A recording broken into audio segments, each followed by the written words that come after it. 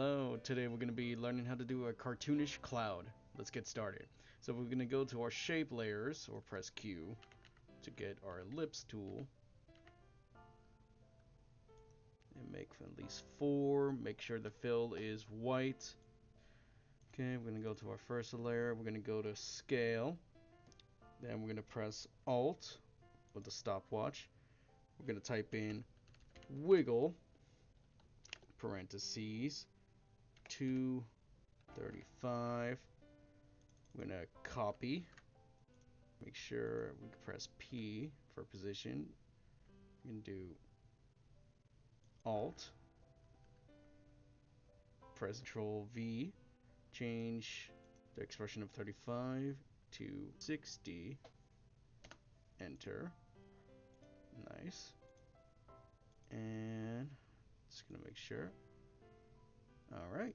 Make sure you're not clicked on your shape layer. We're gonna go to the next shape layer. Make it a rectangle. Make it a little bit big. Nice. And we're gonna grab our pick whip and put it to our layer, making sure we change the track mat to shape layer 1. And we are going to change the position. We're going to go to transform, and we're going to flip the vertical. There we go. Perfect. Next, we're going to go to effects and presets. We're going to go type in Gaussian. I spelled that wrong. Gaussian blur. Oh wait, nope. Actually, we gotta pre-compose. Pre-compose, that is a mistake for me. Sorry, pre-compose.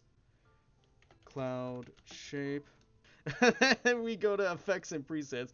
Type in Gaussian blur. We're gonna change the blurriness to. I'm gonna put it at least to 40. After that, we're gonna type into our effects and presets. We're gonna matte choker. Apply it. We're gonna change the geometric softness 0. Softness 1 to 0. We're going to change the choke 1 to 7. And then we're going to change the gray level softness to 0.